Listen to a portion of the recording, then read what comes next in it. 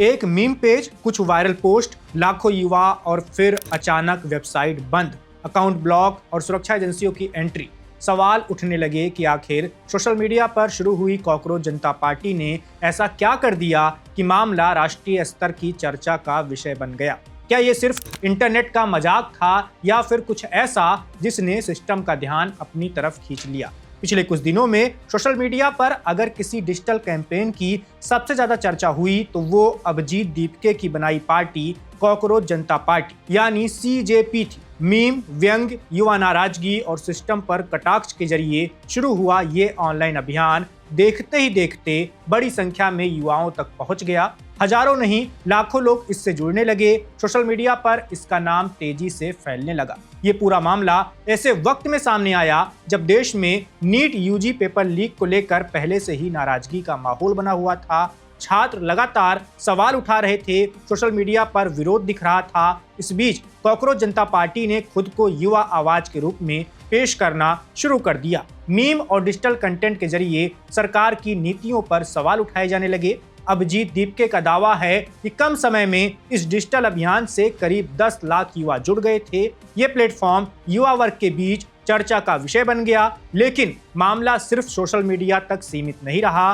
NEET विवाद के दौरान एक ऑनलाइन याचिका शुरू की गई। दावा किया गया कि लाखों युवाओं ने शिक्षा व्यवस्था को लेकर अपनी नाराजगी दर्ज कराई है। इसके बाद अचानक हालात बदलने लगे। कॉकरोच जनता पार्टी की वेबसाइट बंद हो गई। इसके बाद अभिजीत दीपके ने खुलकर आरोप लगाया कि ये कार्रवाई सरकारी दबाव में हुई है। उन्होंने सोशल मीडिया पर कहा कि बेहतर भविष्य की मांग करना अगर गलती है तो वो ये गलती करते रहेंगे, वो ये सवाल उठाते रहेंगे। इसके साथ ही उन्होंने ये भी कहा कि उनका डिजिटल अभियान किसी न किसी रूप में वापस जरूर आएगा। दूसरी तरफ सरकारी एजेंसी से जुड़ी खबरों ने मामले को और बड़ा बना दिया है। रिपोर्ट्स के मुताबिक इस डिजिटल अभियान को लेकर सुरक्षा एजेंसियों ने कुछ चिंताएं जाहिर की थीं। कहा गया कि ऑनलाइन प्लेटफॉर्म पर कुछ ऐसा कंटेंट मौजूद था जो तेजी से युवाओं को प्रभावित कर रहा था। इसी वजह से मामले को गंभीरता से देखा गया। बताया गया कि सूचना प्रौद्योगिकी कानून के कुछ प्रावधानों के तहत कार्रवाई की प्रक्रिया शुरू हुई। ऐसे मामलों में सरकार को ऑनलाइन कंटेंट या प्लेटफॉर्म पर कार्रवाई करने का अधिकार होता है अगर उसे राष्ट्रीय सुरक्षा, सार्वजनिक व्यवस्था या संवेदनशील हालात पर असर की आशंका लगी।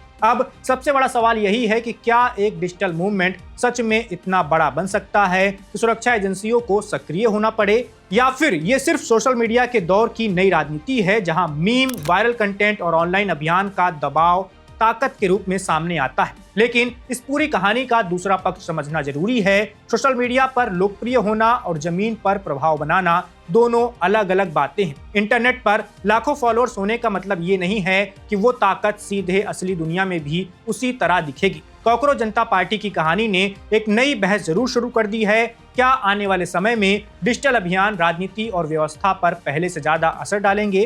क्या युवा अपनी बात रखने के लिए नए रास्ते चुन रहे हैं? और सबसे बड़ा सवाल, क्या सोशल मीडिया अब सिर्फ मनोरंजन का मंच नहीं रहा बल्कि प्रभाव और दबाव की नई ताकत बन चुका है? इस वीडियो में बस इतना ही। मेरा नाम वैभव है, आप देखते रहिए one India. Subscribe to One India and never miss an update. Download the One India app now.